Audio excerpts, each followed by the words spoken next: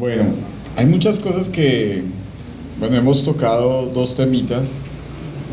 Y primero pues fue la defensa de Pablo y fue muy aférrimo a defender su apostolado, ¿no?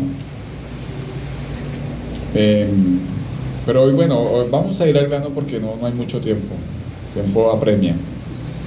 Pero para la gloria de Dios vamos a empezar. Bueno, yo a este mensaje le puse: Dios me libre de caerme de la gracia o de caer de la gracia. Dios me libre de caer de la gracia. O sea, de caerse, de tropezar, de resbalar de la gracia. ¿Por qué? Porque los Gálatas había sido una iglesia que había tropezado de la gracia. Entonces Gálatas 1:3, Gálatas 1, verso 3. Vamos a leer hasta el 5. La semana pasada lo leímos, pero vamos a entrar un poquito más a profundidad a lo que está diciendo acá Pablo. Gracia y paz sea a vosotros de Dios el Padre de nuestro Señor Jesucristo, el cual se dio a sí mismo por nuestros pecados para librarnos del presente siglo malo. Está presente eso, presente siglo malo, conforme a la voluntad de nuestro Dios Padre, a quien sea la gloria por los siglos de los siglos. Amén. Pablo, de una manera fuerte, habla a los Gálatas y le da a entender muchas cosas importantes en medio del saludo. Y les hace saber cosas que a ellos de cierta forma se les había olvidado cuando les habla del apostolado. Cuando les dice: la gracia y la paz del Señor de Jesucristo, de nuestro Señor Jesucristo, esté con ustedes. Vamos a leer, vamos a estudiar el versículo 3. Sí. Gracia y paz sea a vosotros de Dios, el Padre de nuestro Señor Jesucristo. El deseo de Pablo, y no solamente a los Gálatas, sino en todas sus cartas, siempre inicia con esta frase: gracia y paz. Gracia y paz. Y note usted que entre nosotros muchas veces nos bendecimos, ¿no? Dios lo bendiga, hermano, Dios lo bendiga, y es algo habitual. Pero de cierta manera Pablo ya sabía que la iglesia estaba bendecida. ¿Por qué? Porque la gracia de Dios ya estaba sobre las vidas de cada uno de los de la iglesia. Entonces por eso no les decía bendiciones de lo alto, hermanos, a todos ustedes. No, les decía que la gracia y la paz sea a vosotros, que abunden en gracia y en paz. Entonces vamos a estudiar qué es la gracia rápidamente. La gracia es un concepto muy amplio en la Biblia. No se puede definir solamente de pronto en una enseñanza así como esta, porque se podría hacer una serie de la gracia, porque tiene muchas definiciones. Pero él viene del verbo del griego charis, que quiere decir gentileza. Es de esas personas que usted dice: ay, tan agraciado. Entonces, que son gentiles, son amables y de cierta manera tienen cierta gracia. Entonces se le define a esas personas como agraciadas. Entonces es una definición, ¿no? También es una bendición, un beneficio, perdón, un favor, un don, la buena voluntad, agradecimiento o dar gracias del literal, o sea, decir gracias, muchas gracias por la comida, porque me ayudó, porque me sirvió, etc. Sobre todo se utiliza para referirse a una bondad o favor concedido a alguien que no lo merece. Esa es la explicación más hermosa de todas, porque es un favor inmerecido, es algo que nadie se merece. Un ejemplo: el amo hacia el siervo. Entonces el amo le dice al siervo: mire, te voy a dar esta tierra, una hectárea de tierra, no sé, sin él merecérsela tal vez. O en ese entonces, de pronto en los tiempos de Jesús, sé que existía la esclavitud, decir: te voy a dar la libertad por gracia. O sea, no te la mereces porque no te las has ganado, pero vas a ser libre. Eso es la gracia. Y lo mismo hace Dios hacia nosotros los pecadores. Por gracia nos libera, por gracia nos perdona los pecados. Es un favor que no merecíamos. Segunda Timoteo 2:1, nueva traducción viviente, dice así: pues Dios nos salvó y nos llamó a vivir una vida santa. No lo hizo porque lo merecíamos. Dios nos llamó a ser diferentes, a ser hombres y mujeres distintos. Segunda de Timoteo 1, capítulo 1, verso 9. Nos llevó a vivir una vida distinta, santa, apartada. La palabra santidad quiere decir apartado del mal, apartado de lo malo, a ser diferentes, santos. No lo hizo porque lo mereciéramos. Miren, eso es tan importante. Ninguno nos merecíamos la libertad, ninguno nos merecíamos el perdón, pero aún así Dios nos perdonó. Amén. Qué bendición, ¿cierto? ¿Qué merecíamos? ¿Quién me puede decir qué merecía el ser humano? El infierno. Realmente lo único que nos merecíamos. Pero por su gracia, su favor inmerecido nos liberó. Dice, no lo merecíamos, sino porque ese era su plan desde antes del comienzo del tiempo. ¿Cómo así? Esto lo vuelve a uno como loco. O sea, antes del comienzo del tiempo, antes de que todas las cosas fueran hechas, ya Él sabía que nos iba a llamar a su gracia, a ser perdonados, a ser antes de que todo existiera. Para Dios no existe el tiempo, ¿sí sabía? El tiempo es un concepto humano.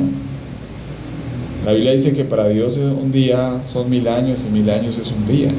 No existe el tiempo para Dios, entonces en Él no hay concepto de tiempo. Entonces, Él en su eternidad planeó, desde antes del comienzo de todo, mostrar su gracia hacia nosotros por medio de Jesucristo, por medio de la salvación, por medio de Él, que Él muriera en una cruz para ser libres. La palabra gracia se encuentra 150 veces en el Nuevo Testamento y traduce, como dice la palabra, favor inmerecido, favor, agradecimiento o placer. Son las cosas que traduce en los 150 veces que aparece en el Nuevo Testamento. La gracia se expresa de diferentes maneras. Como eso se puede describir de la siguiente forma: la gloria de su gracia. Dios nos llama a vivir en la gloria de su gracia. Su gracia es grande, es multifacética. Usted recibe la gracia de Dios de diferentes formas. Hay personas que están agraciadas y Dios pone su gracia en todo lo que hacen. Y son personas, ay, esta persona sí es agraciada, o esta persona todo lo hace con gracia, y es porque es Dios obrando en ellos. La gracia es rica. Dios es la soberanía de su gracia. Eso es lo que hizo Él al llevarnos a Cristo. Fue su soberanía lo que permitió que llegáramos. Es abundante. Son definiciones de gracia. Por su gracia somos consolados. ¿Sí? Por su gracia tenemos sabiduría.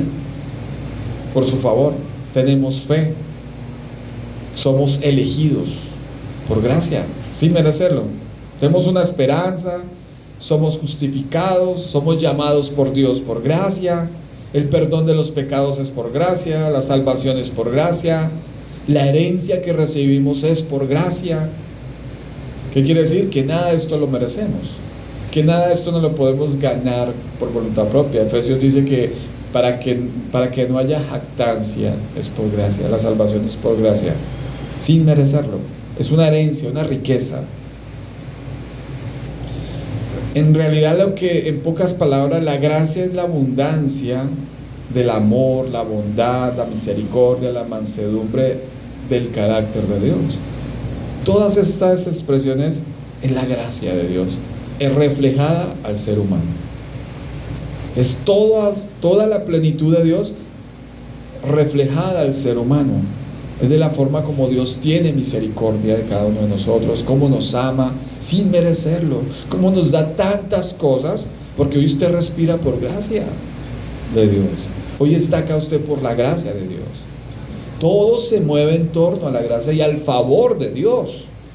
Nada de lo que usted tiene hoy puede llegar a poseer o a obtener en esta tierra es por su esfuerzo, es porque la gracia de Dios está en usted.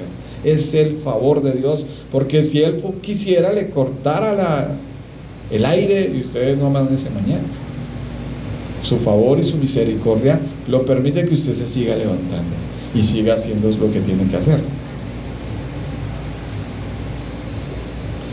El vivir en esa suprema gracia era uno de los deseos del apóstol Pablo, y más esta iglesia que había caído de la gracia, porque se habían olvidado de qué manera habían alcanzado el evangelio y habían empezado a implementar en su vida espiritual las obras.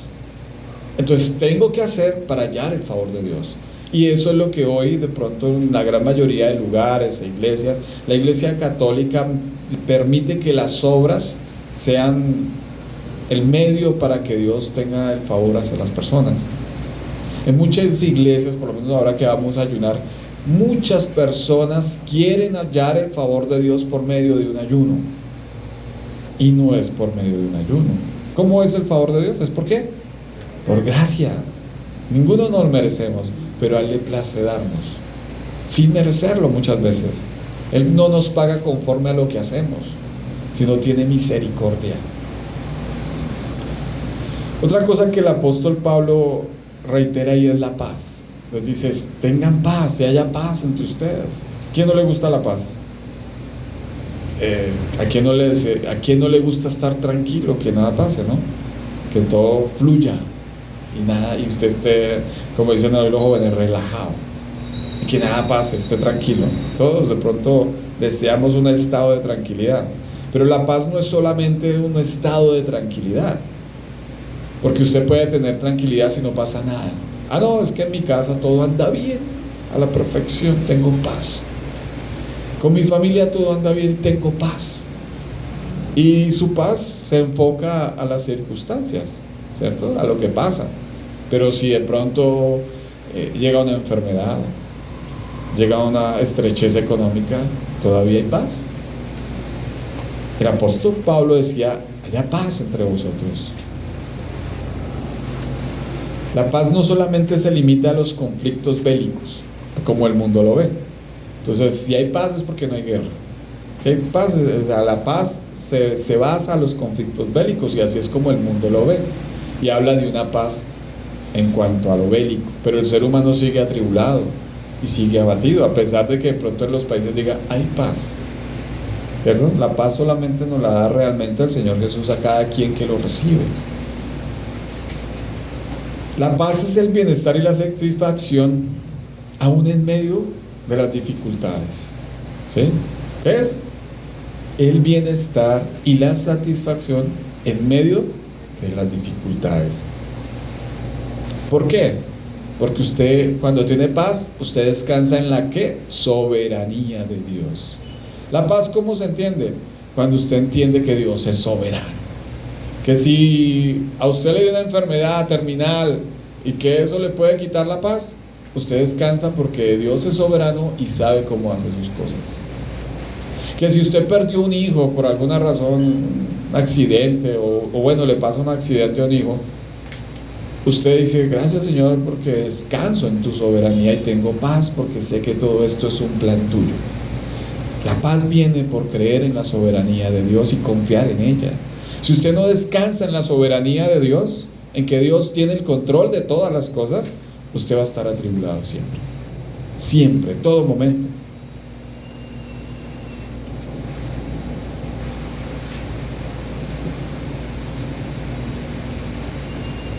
La paz inicia en el ser humano. ¿Cómo inicia la paz en nosotros realmente? No es porque no haya problemas, no porque ya no haya dificultades, no, la paz inicia cuando aceptamos a Jesús en nuestro corazón, porque tenemos paz ¿para con quién? Para con Dios. Ya no estamos ofendidos con Dios, y eso trae una paz. Había una guerra entre usted y Dios, y al usted aceptarlo en su corazón y hacerlo nuevamente su Señor, hay una reconciliación. Ustedes ya no son enemigos y hay paz. Usted siente tranquilidad, está tranquilo porque usted arregló las cuentas con Dios y le pidió perdón a Dios y le dijo, Señor, hice esto, hice lo otro, te he fallado, te ofendí, te maltraté, violé tus mandamientos una y otra vez y no me importó, pero hoy estoy aquí para pedirte perdón. Y hoy me acerco por medio de Jesús, que es el único medio. Romanos 5:1 dice: por lo tanto, ya que fuimos hechos justos a los ojos de Dios por medio de la fe, tenemos paz con Dios, gracias a lo que Jesucristo nuestro Señor hizo por nosotros. ¿Cómo tenemos paz? Por medio de Jesucristo. La paz, una paz que realmente sí es paz integral en nosotros, tranquilidad. Porque si usted no ha notado, un delincuente nunca tiene paz. Los narcotraficantes, ¿qué hacen? Ellos quieren aplacar su paz o tener paz, pues haciendo obras buenas. Y van y le dan a la señora que el mercado, y ayudan a este y ayudan a los otros. Y entonces dicen: yo le voy y le ayudo a un viejito, y ya sienten cierta paz. Quieren ser justicia para ellos mismos. Pero la paz que sobrepasa todo entendimiento es la que nos los da el Señor Jesucristo. Es por la obra en la cruz, lo que el Señor Jesús hizo por nosotros. Ahí hallamos paz verdadera. Cuando creemos en la obra de la cruz, cuando creemos lo que Jesús hizo por nosotros, realmente tenemos paz con Dios. Amén. ¿A quién le gusta la paz? Sentir paz. Yo creo que a todos. Yo creo que no hay un mejor estado en el corazón de las personas que tener paz. Porque se nota. Una persona que no tiene paz se le ve en el rostro. La paz llega en todas las dimensiones, en todas las áreas de nuestras vidas. En Isaías 32:18 dice: mi pueblo habitará en la morada de paz y en habitación segura y en recreos de reposo. La paz que Dios nos da afecta a todas nuestras cosas. Sí, su vida espiritual es lo esencial, pero también usted empieza a tener paz con las personas. Entonces ya cuando su mentalidad ha cambiado, van a venir y le van a ofender, y usted igual va a sentir paz. Y pues que hable, eso no es verdad. Tengo paz para con Dios.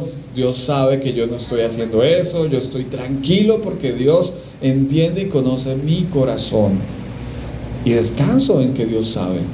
Pueden hablar cosas de mí, pero mantengo la paz. Siempre y cuando haga la voluntad de Dios. La paz que el mundo nos da, que Dios nos da, no es como la que el mundo ofrece. Porque la paz que el mundo ofrece, ¿qué es? Momentánea, efímera, pasajera. ¿Sí? Usted tiene paz mientras todo está bien. Pero venga un problema, a ver. Pero la paz que Jesucristo da es más allá. No se puede comprender, no se puede expresar. Que a pesar de usted ver todo mal, usted está tranquilo. Amén. ¿Cómo llega la paz a nuestras vidas? Filipenses 4:6 dice de una manera básica y sencilla para que la paz abunde en sus corazones.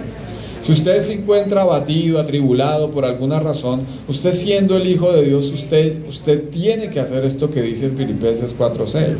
No se preocupen por nada. ¿Qué hay que hacer primero? ¿No qué? No se preocupen. No preocuparse. ¿Estar qué? Tranquilos. Es lo primero.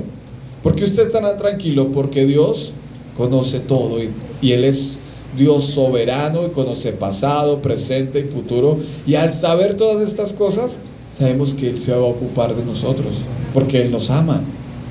¿O no? ¿O Dios no lo ama a usted? ¿Cierto que sí? Entonces tengo paz.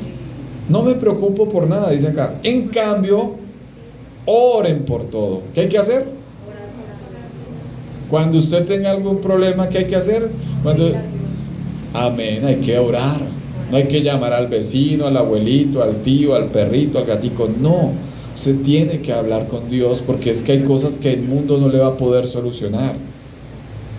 Yo quisiera cambiar la vida de muchas personas, o sea, en ideas, en pensamientos, diciendo, yo quisiera que uno les introdujera y cambiaran, pero eso no se puede hacer. ¿Cómo se logra eso? Por medio de la oración. Si usted tiene aflicción por un hijo, por un esposo, hay que orar. Orar, la oración es fundamental. Díganle a Dios lo que necesitan y denle gracias por todo lo que Él ha hecho. Hay que ¿qué? Decirle a Dios todo. A Dios le gusta que uno sea detallista. Por ejemplo, si usted está buscando esposo, Señor, lo quiero así, gordito, que tenga bigotico, que sea pelito chino para poderle hacerle trenzas, no sé. De cierta manera a Dios le gusta eso, que seamos específicos. Suena gracioso, pero muchas veces sí es bueno. A Dios le gustan los detalles. Dios es muy detallista. Si usted mira la creación, toda la creación de Dios tiene detalles espectaculares que uno se sorprende. Dice, ¿cómo Dios pudo hacer tan detallista y minucioso? Dios quiere que nosotros seamos detallistas, que le digamos a Él las cosas como las queremos, las cosas como las estamos sintiendo. Si usted siente tristeza, a Dios le gusta que le diga a usted por qué causa siente tristeza, o por qué causa usted no avanza en cierta área de su fe. Y dice, den gracias por todo. Hay gente que no es agradecida. Si usted no es agradecido, nunca va a tener paz, porque siempre va a querer más. Y eso lo va a inquietar, y no, necesito, y es que no me alcanza el dinero, y es que tengo esto, porque cuando usted está agradecido, usted aprende a vivir con lo que Dios le da, poco o mucho. Pero una persona que no es agradecida no va a tener paz. Debemos aprender a ser agradecidos. Dice, así experimentarán la paz de Dios. De esta manera vamos a experimentar la paz de Dios, que supera todo lo que podemos entender. Tremendo. Hay algo que hay cosas que uno no puede explicar.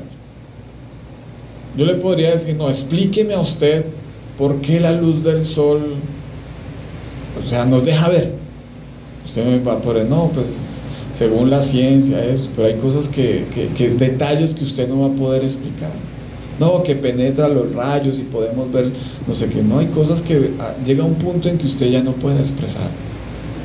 Eso es que sobrepasa todo lo que podemos entender. Ya nuestra pequeña mente no nos da para llegar a ese punto. No podemos explicarlo. La paz de Dios cuidará nuestro corazón, cuidará su corazón y su mente. Mire, ¿cuidará qué? ¿Su corazón y qué? Su mente. ¿Sí qué? Mientras viva en Cristo Jesús. Mire, esto es importante. Aléjese de Cristo y verá tribulaciones. Va a venir, ya usted no va a tener paz. Va a empezar a tener dificultades y situaciones. Eso va a pasar cuando usted se aleje de Cristo. Mientras vivan en Cristo. Dice, Dios cuidará de su corazón y de su mente. Mientras, mire, hay con una condición. Si usted está lejos de Cristo, no hay nada que hacer. La palabra nos dice que lejos de mí, ¿qué? Nada podéis hacer. Dios es la fuente de la alegría, de la gracia y de la paz, otorgada por medio de Jesucristo. O sea, por sí solos no hallamos gracia delante de Dios.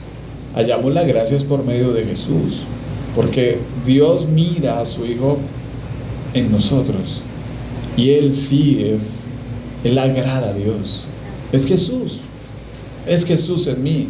No es porque, es que yo como tengo los ojitos así y que yo le hablo a Dios chiquitico, papito Dios. No es por eso. Es porque Él ve a Cristo en usted. Y eso permite que usted esté disfrutando de su gracia, de su paz, de su amor. ¿Por qué? Porque es por medio de Cristo. Lejos de Cristo no hay nada que hacer. Estamos perdidos. La iglesia de Gálatas era evidente que estaba empezando a pasar momentos de estos. ¿Por qué? Porque ellos habían resbalado de la gracia. Entonces, ellos al escuchar ideas de los judaizantes y que no, que hay que circuncidarse, que hay que no comer esta clase de alimentos, que hay que no usar esta ropa, que hay que lavarse las manos, que esto santifica, que esto... Empezó una tribulación en sus corazones. Porque uno empieza a decir, ay, entonces, ¿qué es lo que le agrada a Dios? Y ahora si estoy haciendo bien o no. Entonces había tribulación, había confusión. Esto no traía paz. Estas personas necesitaban urgentemente volver a la gracia, volver al favor de Dios, volver a la esencia del Evangelio, volver otra vez de donde se habían caído. Dice, gracia y paz sea a vosotros de Dios el Padre y nuestro Señor Jesucristo. Por eso dice que la paz y la gracia solamente provienen de Él. La gracia y la paz solo dependen de Dios.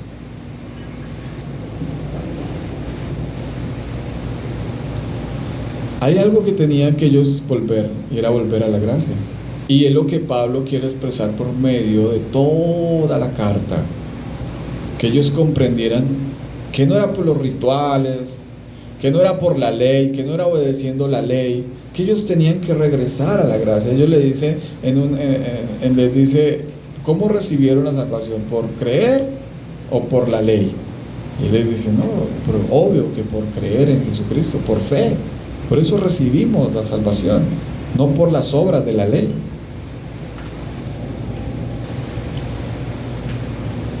Hay un camino para volver a la gracia. Y es la única manera de volver a la gracia es volver a ver la cruz. Muchos de nosotros nos intentamos resbalar de la gracia y empezamos a ver para otros lugares y ver otras cosas y nos desenfocamos de Cristo, de lo que Él hizo por nosotros. Y llega un momento en que necesitamos volver a la cruz y aferrarnos a Jesús para volver a caer en las manos de su gracia y de su amor.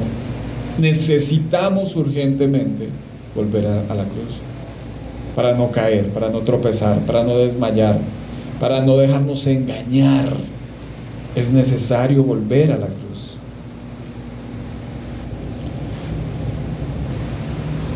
¿Por qué? Porque la muerte del Señor Jesucristo marca la vida de aquellos de los que creen. Por eso hay que visualizar la cruz. Hay que volver a padecer y mirar lo que Jesús hizo por nosotros. Dice Gálatas 1:4, el cual se dio a sí mismo por nuestros pecados. Dice, para librarnos del presente siglo malo, conforme a la voluntad de nuestro Dios y Padre. El Señor Jesús se entregó voluntariamente, el cual se dio a sí mismo por nuestros pecados. A Jesús nadie lo obligó. Jesús fue solo de camino a la cruz. Debemos ir a la cruz para entender la obra maravillosa redentora. Muchos pensamos en la cruz ahorita, hoy en día la cruz es un accesorio. Que la crucecita, que me gustan los aretes, me gusta, de pronto es un adorno para la casa, no, es que compré esto y la cruz usted la ve toda, pero la cruz tiene un significado muy importante. Ahorita la vemos así, algo agradable, algo lindo, porque nos simboliza a Cristo. Pero en ese momento, en esa instancia de la historia de la crucifixión del Señor, la cruz era un instrumento bárbaro de ejecución y tortura. La cruz era donde llevaban los malhechores, los asesinos. Yo creo que en esa época no había gente que quisiera tener una cruz en su casa. Hoy necesitamos volver a mirar la cruz de la forma correcta. La cruz tenía el objetivo de producir agonía y muerte. Jesús cargó su cruz porque Él iba a soportar la muerte que usted y yo nos merecíamos. Todo el pecado Él lo llevó de camino a la cruz. La muerte en la cruz era traumática, humillante. El pueblo romano amenazaba el imperio amenazaba a las personas con la cruz, por eso los colgaban públicamente, para que se dieran cuenta que nadie se podía burlar del imperio romano. Pero hoy para nosotros la cruz es un adorno, pero la cruz para Cristo fue algo, y si lo vemos desde el contexto de la historia, era algo terrible. En ese momento, ¿quién quería morir en una cruz? Usted se puede imaginar en ese momento cuál era la persona que decía: ¡ay, sí, mátenme a mí en una cruz! Ustedes podían imaginar, no había nadie.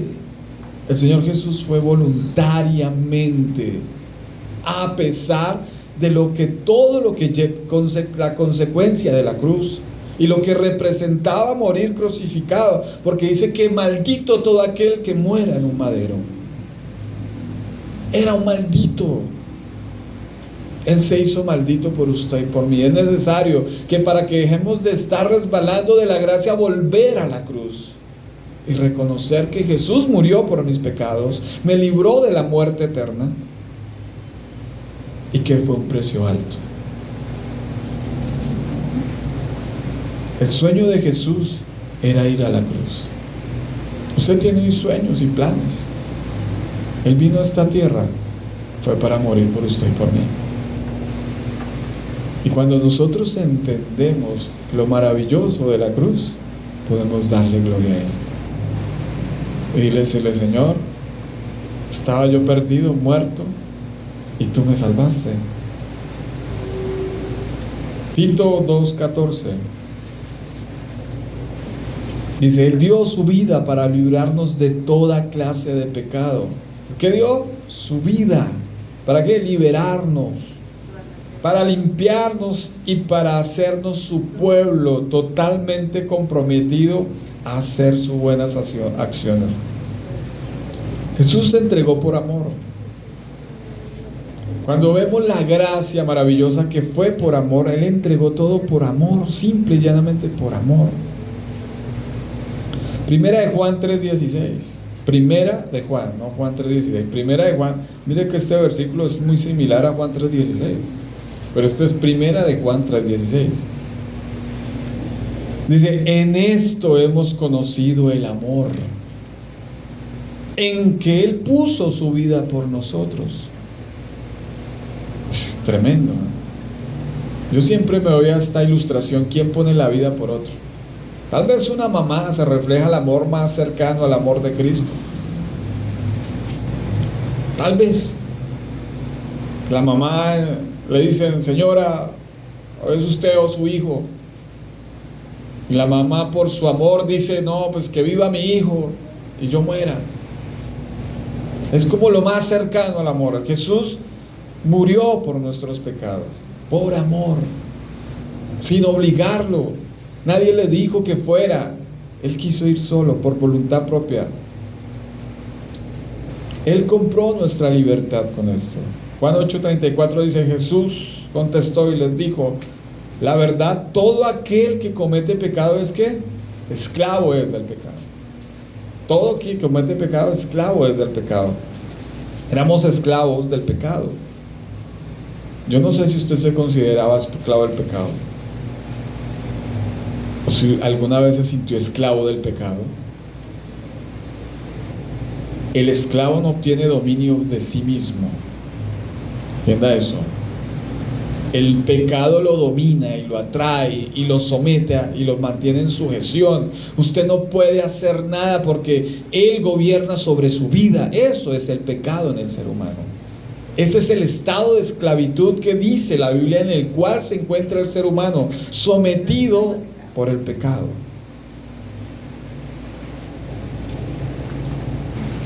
Pero solo Jesús era el que nos podía liberar de este estado. Solo el Señor Jesús.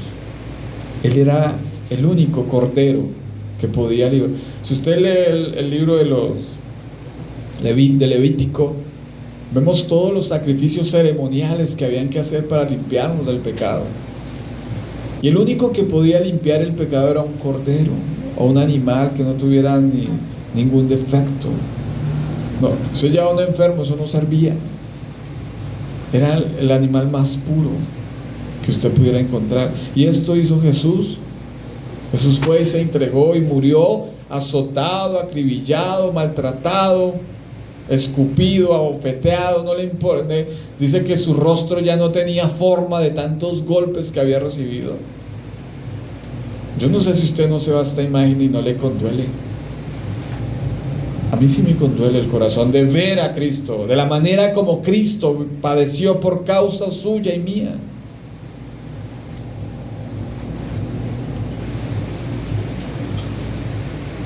Solo la sangre de un cordero limpio y sin mancha nos limpiaría de todo pecado. Juan 8:36 dice que así que si el Hijo los hace libres, ustedes son verdaderamente libres. Solamente Jesús nos podría liberar. Hay personas que creen efímeramente que son libres y dicen: yo hago lo que quiera, yo hago en mi vida lo que me parece, y dicen: yo soy libre de hacer lo que quiera. Mentira, es una mentira, porque el diablo los tiene sometidos. Usted no es libre, porque usted termina haciendo lo que no quiere hacer. Usted termina haciendo el pecado que viene acostumbrado a hacer. No es capaz de no hacerlo. Está sometido a él. Jesús fue el único que nos pudo liberar de esto. Primera de Pedro 2:24 dice: Él mismo cargó nuestros pecados sobre su cuerpo en la cruz, para que nosotros podamos estar muertos al pecado y vivir para lo que es recto. Mire, no hay otra forma de hacer las cosas correctas o bien hechas. Por eso es necesario volver a la cruz, porque en la cruz usted se da cuenta que la única manera de entrar y hacer las cosas bien es morir. Usted tiene que morir. Así como Cristo fue crucificado, su vida y su cuerpo tienen que ser juntamente con Él crucificado, para que usted pueda hacer las cosas buenas, porque si no es así, usted no va a ser una nueva naturaleza, usted no va a ser un nuevo hombre, porque sus deseos pecaminosos van a gobernarlo y seguirlo gobernando.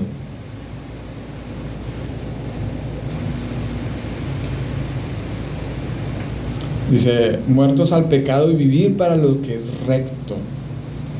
Es la única forma de hacer lo correcto, es nacer de nuevo, ser nuevas criaturas, morir a nuestra vieja naturaleza, a nuestro viejo hombre. Si usted no muere a su antigua naturaleza, es imposible de hacer las cosas bien. No es posible que usted no muera, tiene que morir. El resto usted lo maquillan, es maquillando una persona como un muerto. Lo ponen bonito y le ponen que aquí ruborcito y labial, y eso se ve hermoso el muerto, pero no sirve. Lo mismo hace la psicología y cuando nos dan consejos que no son basados a la Biblia. Eso hace, nos maquillan. Y dice: por sus heridas ustedes son sanados. Era esencial aclararle a los Gálatas cómo habían recibido la salvación. Dice que Él se dio a sí mismo por el pecado. Pablo afirma y les dice con firmeza, les dice: es que es por gracia, es la salvación que llegó a sus vidas. Esto era un favor, Cristo lo hizo por amor, fue a la cruz, murió por sus pecados. Ustedes antes estaban en un mundo perverso y corrompido. Y eso es lo que sigue diciendo ahí. Gálatas 1:4 dice: el cual se dio a sí mismo por nuestros pecados. ¿Para qué? Para librarnos del presente siglo malo. Vamos a mirar esto. ¿Qué es el presente siglo malo?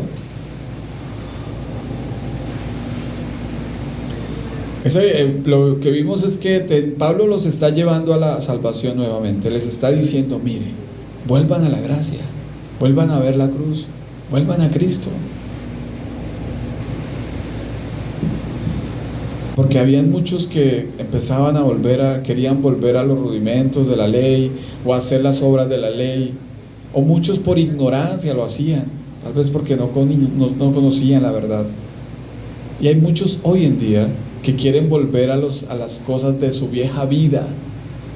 Hay personas en la iglesia que quisieran y desean, todavía se acuerdan de lo malo que hacían y dicen, uy, sí, yo sí hacía, y yo era esto, yo era el más vagabundo, y yo tenía 4 y 5, y tuve 100 mujeres y 10, y tantos hogares tuve, y no sé qué, y se glorían de esas cosas, se glorían. Y yo tomaba, y yo salía, y me tomaba cuántas, o sea, nos tomábamos 3, 4 garrafas, entre 5, entre 6, no sé, y todavía pareciera que como que les hace falta eso, todavía sienten ese deseo. Los gálatas eran un pueblo gentil y por ende pues tenía muchas cosas que no eran del Dios vivo, del Dios de Israel. Por eso fueron presa fácil de los judaizantes, porque al no conocer, ellos conocieron la salvación por gracia. Por esto Pablo les escribe la carta para afirmarles su fe y decirles, no es de esta manera, mire, no se dejen engañar de estos que están llevándolos a la incircuncisión, no se dejen engañar, no es de esta forma. Por alguna manera Dios permite todo esto para que usted y yo hoy podamos ser también direccionados de una manera correcta. En su soberanía Dios permitió que eso pasara en la iglesia de Galacia, para que usted y yo hoy pudiéramos recibir una instrucción en cuanto a eso, para no volver a caer a las cosas de la ley, hacer obras que no traen ningún beneficio.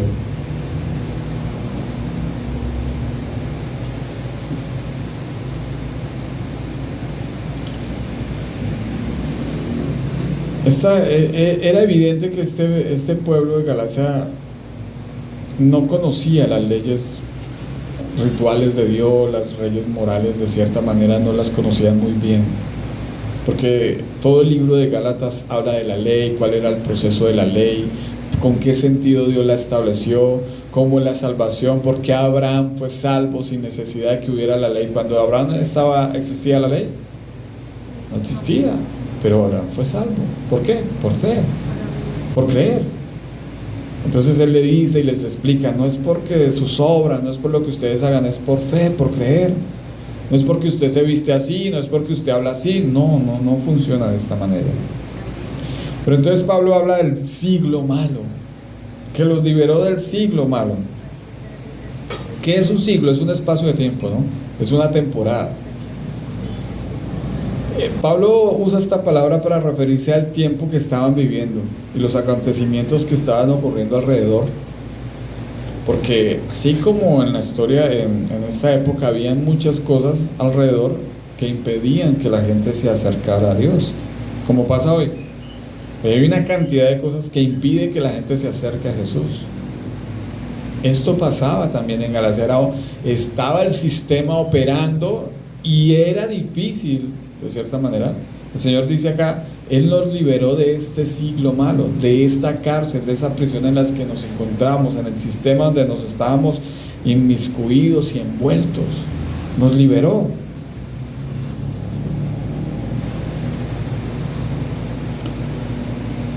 Jesús, cuando ora por sus discípulos en Juan 17:14, Él les dice algo muy importante en su oración. Les dice, yo les he dado tu palabra. ¿Sí? Jesús les dice, Padre, mira Señor, yo he dicho lo que tú has dicho que yo debo decir. Él les he dado lo que tu consejo. ¿Sí? El mundo los aborreció porque no son del mundo. ¿No son de qué? Del mundo. El cristiano debe tener claro que no es de este mundo. Su vida no se centra en las cosas de este mundo. Su vida debe enfocarse en las cosas eternas, en las cosas que son importantes. Dice, como yo tampoco soy del mundo, no ruego que los quites del mundo, sino que los guardes del mal. Hay personas que piensan que apartarse del sistema es irse a encerrar en una cueva, no compartir con nadie, solo con cristianos. No, yo no me meto con personas impías. O sea, relacionarse, ¿no? Ya tener amigos impíos ya es diferente. O sea, el hecho de, no, es que yo me creo más santo que los demás, yo no puedo hablar con este filisteo incircunciso. O sea, no es esa la actitud, sino que el Señor les está diciendo, mire, ellos están en el mundo, pero no son de este mundo. Les dice, les ruego que no los quites del mundo, sino que los guardes del mal. ¿Por qué? Porque en el mundo hay un mal, hay un sistema gobernado por Satanás. Y de ese es el que Jesús está orando por todos ustedes, por mí, por usted, para que nos guarde de no caer en las redes de este mundo malo, de este sistema, gobernado ¿por quién? Por Satanás. Dice Juan, primera de Juan 5:18, que el mundo lo gobierna el maligno. ¿Quién lo gobierna? Dice, sabemos que todo aquel que ha nacido de Dios no practica el pecado. Eso es importante que usted tenga claro eso. Si usted es un hijo de Dios, no debe practicar el pecado. Sí que es la práctica, ¿no? La manera consecuente de hacerlo, una y otra vez, deliberadamente. Pues aquel que fue entregado por Dios le guarda del maligno y el maligno no le toca. Perdón, y aquel que fue engendrado por Dios le guarda y el maligno no le toca. O sea, ahora le hago una pregunta, ¿el diablo puede tocar a un cristiano? ¿Sí o no? Si Dios lo permite, eso sí es verdad. Pero acá ahí dice algo, el que es nacido de Dios, eso no todo que es el diablo que me tocó, que mire, que me hizo zancadilla, que me hizo caer, que si fue que se pinchó la moto fue el diablo. No es todo, es el diablo. El diablo no lo hace todo. ¿Por qué le dan poderes al diablo que no tiene? El diablo no es una persona no es un ser que está en todas partes. El que está en todas partes es Dios. El diablo no tiene ese poder. Ay, eso es el diablo, eso es el diablo. No, el diablo no está en todos lados. Tiene emisarios, sí, pero el diablo no lo hace todo. Dice, pues aquel que fue engendrado por Dios le guarda y el maligno no le toca. ¿Sabe cómo Dios permite que le toque? Cuando Dios quiere hacer un proceso con alguien. A Pedro se creía el chacho, el que, Señor, yo hasta la muerte contigo, Dios. Prueba mi corazón, diciendo así, mira que yo sí soy el mero muero y hasta la muerte, y no que nada de esto te acontezca, y saco el cuchillo y voy a rebajar orejas, y eso era Pedro.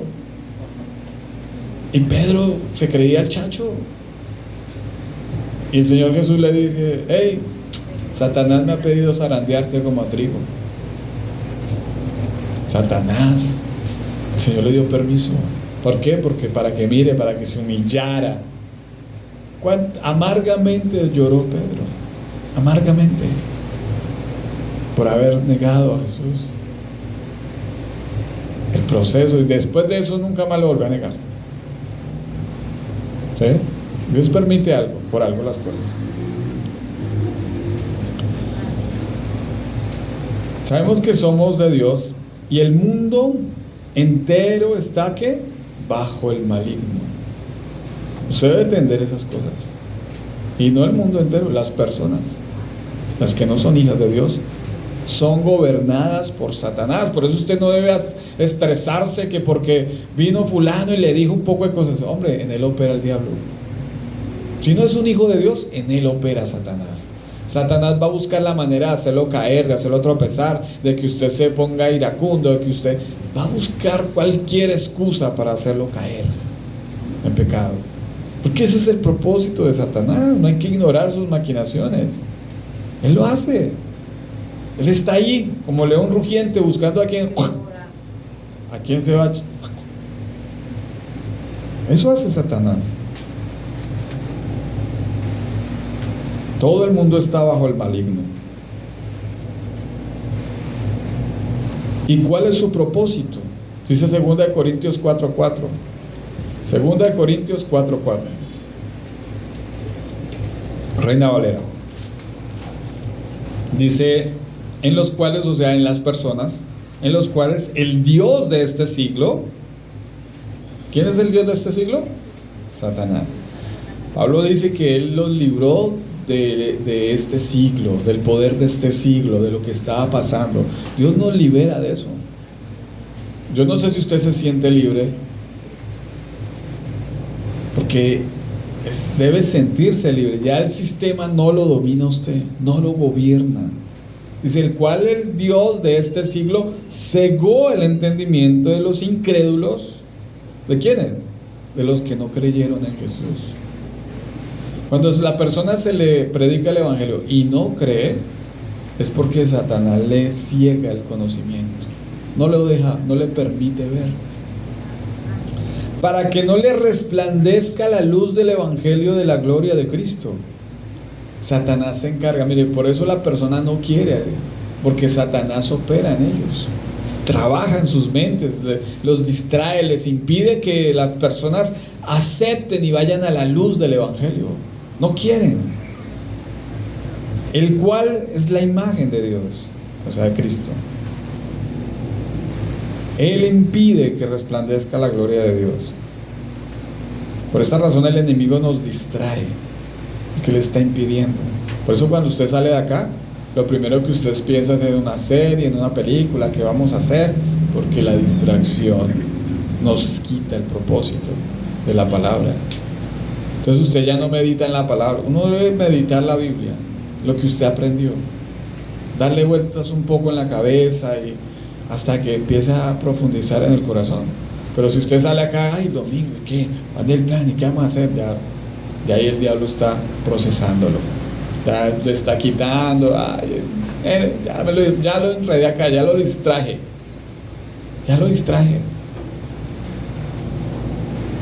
Pasa lo de la parábola del sembrador, ¿no?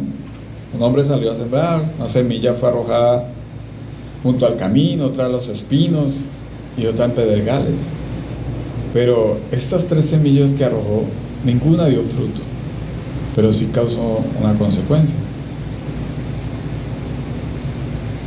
Cuando, cierta manera, la semilla es, yo les predico a usted el evangelio, usted predica el evangelio a cualquier persona, usted lanza la semilla.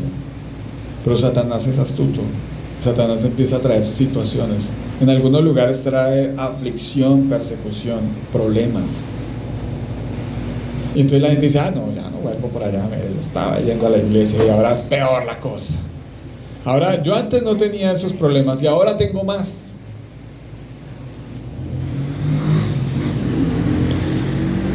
Cuando cae en otro lugar, impide que el fruto, el afán, la ansiedad y todos estos problemas que nos acarrean diariamente, también evita el fruto. Si usted viene acá,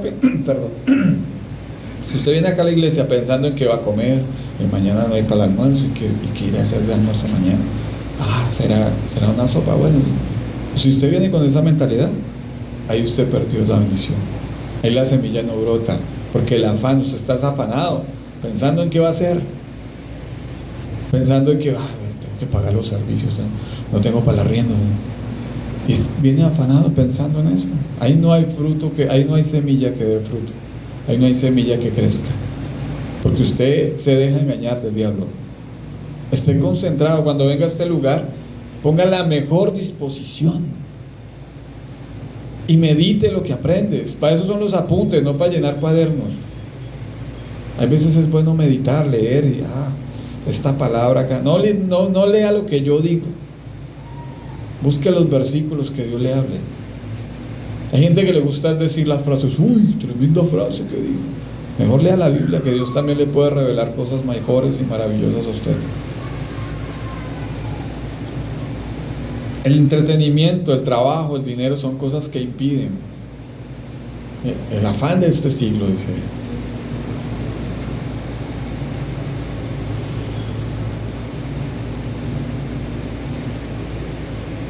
Hoy en día el mundo está totalmente pervertido, y eso es lo que Pablo le está diciendo a las Gálatas. Mire de donde Dios lo sacó. Ustedes viven en un mundo perverso. Ustedes creen que el homosexualismo y que el lesbianismo y todas estas tendencias homosexuales y todas esas cosas es que apareció ahorita. No, eso toda la vida ha existido. Desde Sodoma y Gomorra existían los homosexuales. Eso no es ahorita. Es una tendencia a la carne. Eso no es que, ay, que es que ahora esa es la moda y que yo me defino que soy. No, eso se lo inventó el diablo. Eso son mentiras del diablo.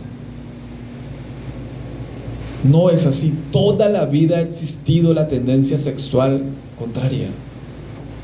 Toda la vida ha existido la fornicación, el adulterio. Todo eso ha existido desde siempre. Eso no apareció ahorita y es que ahorita están desbordados. No. Lo que pasa es que ahorita es más. Por todo lado usted ve eso. Está desbordado. Hoy a lo bueno le llaman ¿qué? Malo. ¿Y a lo malo qué? Bueno. Terrible. Entonces usted es el loco. Si usted dice, no, es que el homosexual, ay, usted es un retrógrada, usted es una persona que no piensa en los demás, usted es egoísta, usted es homofóbico. Sí dice. Pero la Biblia dice lo contrario. Y esto nos traerá persecución, y esto también va a impedir que usted se acerque al Evangelio y siga haciendo la obra de Dios. Este mundo está como Sodoma y Gomorra, y siempre estuvo así, y siempre ha estado así. Lo que pasa es que hoy la perversidad está más a la mano. Hoy en día hay una moda, que estaba hablando con mi esposa estos días sobre esa vaina de Che, ¿cómo es que se llama? Eso que las muchachas suben videos pornográficos a las redes. Guacán, creo que es. Esa vaina, uy, ¿cómo saben? Es terrible. Y usted mira todas esas perversidades, y uno mira y dice, no, eso no pasa nada, eso no es malo. Eso de que uno no se acueste con el otro, eso es lo que dicen ellas. Pero la Biblia dice que con solo desear ya es pecado. Tremendo. Entonces no, eso es moderno, eso es ahora. Mire, yo tengo plata, y eso sí, tengo platica, y mire, y nadie me toca y nadie me hace nada. Pues una perversidad en todas las áreas. Terribles. Muchos de nosotros pensábamos antes de esta manera, no nos importaba, y eso antes, entre más mujeres mejor, y algunos hasta con tendencias homosexuales. Y de pronto hombres, yo he conocido hombres que muy machotes, y terminaban con tipos. Eso pasa. Efesios 2:2. Efesios 2:2. Vivían en pecado. ¿Cómo vivían? Igual que el resto de la gente, obedeciendo ¿a quién? Al diablo. El que peca, ¿a quién obedece? A ver. Si ustedes hacen pecado, si ustedes ven pornografía, si ustedes dicen mentiras, que es algo habitual entre todo el mundo decir mentiras, ¿a quién están obedeciendo? A ver. Al diablo. Todo el que practica el pecado es del diablo y obedece al diablo. El que practica el robo, el que dice palabras obscenas, el que dice palabras, el que ve chistes de doble sentido, también. Todo lo que sea de doble sentido, porque no tiene el sentido correcto. Esos son pecados, eso es del diablo, porque obedecen al diablo, el líder de los poderes del mundo invisible. ¿Quién es el líder? El diablo, de todo lo que está aquí, de todo lo que se mueve en las redes sociales, de todo lo que se mueve en yo me percibo hombre o mujer, o me percibo niño, me percibo perro, me percibo gato, no sé, de cuánta locura se inventan.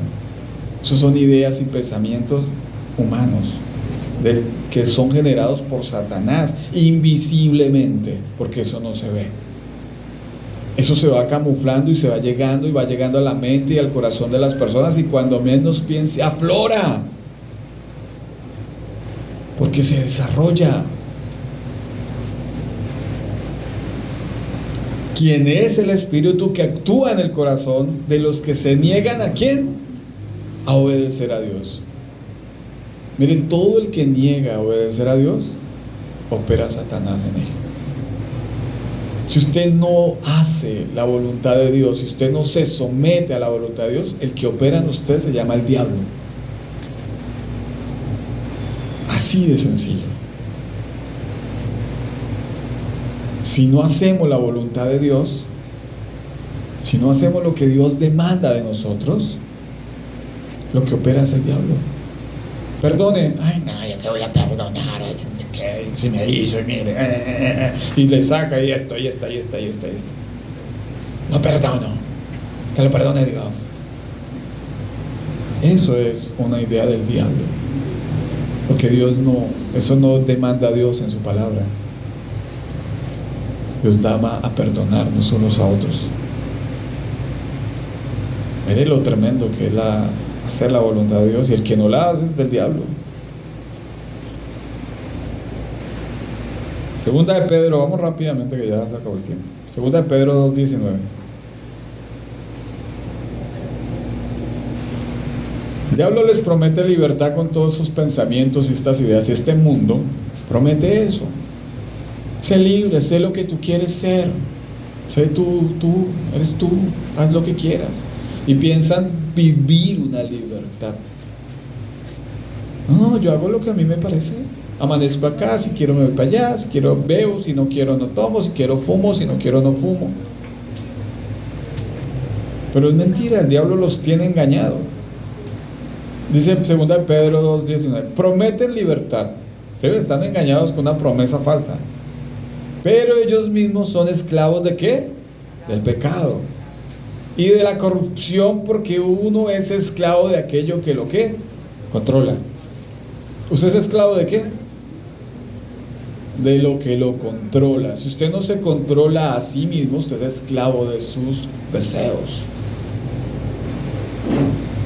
No, usted se deja llevar, lo tiene controlado. Usted es esclavo de lo que lo controla. Si usted no puede controlar ciertas conductas pecaminosas, pues usted es esclavo de eso. Y cuando la gente escapa de la maldad del mundo por medio de conocer nuestro Señor Salvador Jesucristo, pero luego se enreda y vuelve a quedar esclavizada por el pecado, termina peor que antes. Tremendo. Hay un hermano que le pasó una situación así acá. Dios lo había liberado, lo había ayudado, y todos sabemos cómo quedó su final, porque se volvió a inmiscuir otra vez en lo mismo. Es triste, o sea, la palabra no miente. La Biblia mejor dice que es mejor que no lo hubiésemos conocido. Que horrenda cosa es caer en manos de un Dios vivo. Y no es por asustarlos, pero sí hay que tener temor a Dios. Suena duro, pero es verdad, la Biblia lo dice. Y vuelven a quedar esclavizados por el pecado, terminan peor que antes. Eso es una realidad. No, que eso no pasa nada, que un poquito, que yo esto, y después terminan envueltos en una vaina que no se pueden soltar. Todas las decisiones que usted tome en su vida tienen consecuencias. Y si usted no decide su vida por Cristo, pues tiene consecuencias. ¿Cuál es la consecuencia? Romanos 2, 5 y 6. Pero si eres terco y te niegas a arrepentirte y abandonar tu pecado, por eso vas acumulando un castigo terrible para ti mismo, pues se acerca el día de la ira, y en el cual se manifestará el justo juicio de Dios. Él juzgará a cada uno según lo que haya hecho. Mire, por más que usted crea que no va a pasar nada, sí va a pasar. Va a llegar el momento en que usted va a estar delante de Dios y Dios va a juzgarlo de acuerdo a sus actos, de acuerdo a sus obras. Si usted no acepta, si usted es terco y se niega a aceptar la salvación, cuando todos vamos a morir, díganme uno aquí que no vaya a morir. Todos iremos a morir. Aquí ninguno tiene la vida comprada y no sabe en qué momento tampoco va a morir. O dígame quién, levante la mano, quién sabe quién se va a morir. Entonces, ¿por qué espera hasta el último momento para la salvación?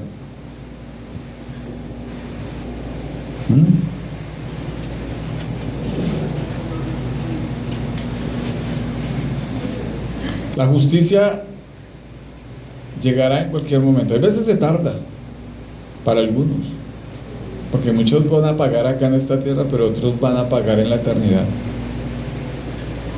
Muchos, hay veces Dios acá les hace justicia, y sus propios actos y sus propias decisiones los llevan a vivir las consecuencias. Esa es la justicia de Dios. El hombre que él es infiel a su esposa y de pronto dice, no, sí, qué rico, que eso fue un ratico y qué chévere, y cuando yo la llamo voy, y la mujer se da cuenta que después sufre y padece, no solamente ella, el hombre también. Es un daño colateral, los hijos, la familia, todo.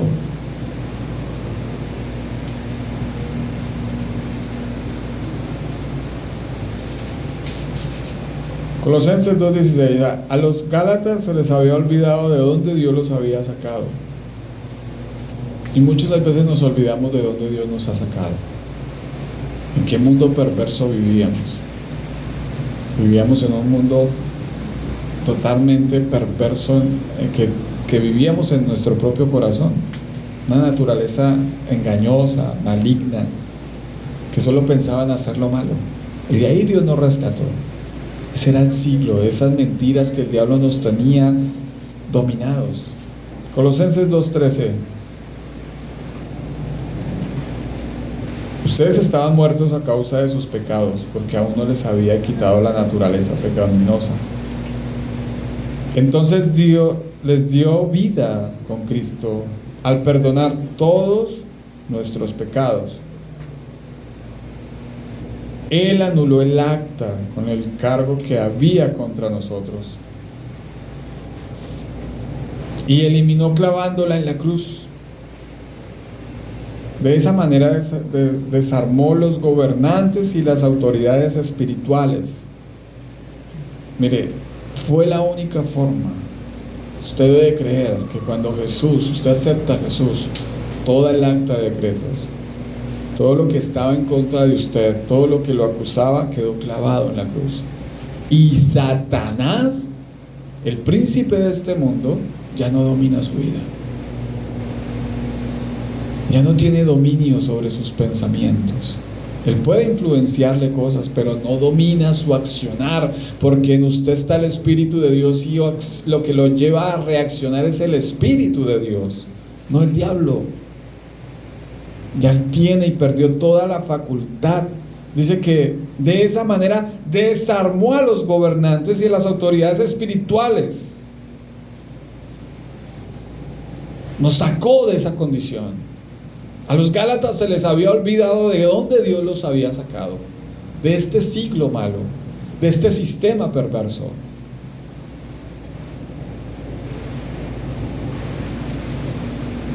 Y los avergonzó públicamente con su victoria sobre ellos en la cruz. Qué hermoso saber que Jesús venció al diablo. El diablo pensó derrotarlo. Mire, los del Sanedrín pensaron derrotar a Jesús. Los romanos pensaron que habían derrotado a Jesús, que lo habían matado. Satanás pensó que había matado a Jesús. Pero lo más tremendo de todo es que él va y le dice, diablo, hasta aquí llegó tu hora. Ya no tienes control sobre la muerte.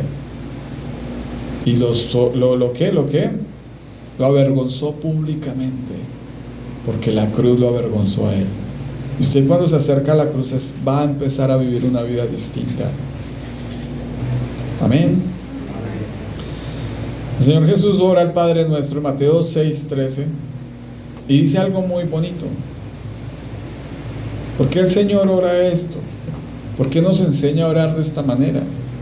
Mateo 6:13 dice, Señor, no nos dejes caer en tentación y líbranos del maligno. Es tremendo, o sea, ¿cómo Jesús le enseña? Cualquiera podemos caer en las garras del maligno. Si andamos, si no vigilamos, si no nos cuidamos mutuamente, si no nos protegemos, nosotros mismos podemos caer en las garras de Satanás. Fácilmente. Fácilmente. Gálatas 1:5. Así que sea la gloria de Dios por los siglos de los siglos. Amén. Todo esto fue posible, y todo lo que Pablo vuelve y le reitera a los Gálatas, les hace saber que fue Jesús que lo rescató, que Él pagó el precio y Él fue a la cruz voluntariamente, que Él lo rescató del siglo malo, de todo este sistema perverso en el cual estábamos inmersos. Y todo eso fue para la gloria y la honra del Señor, no para que nadie se gloriara, para que ellos se dieran cuenta que no era por ningún hombre, no era por ningún acto humano. El enemigo siempre va a querer que caigamos de la gracia, siempre. Satanás siempre va a buscar artimañas para hacernos caer.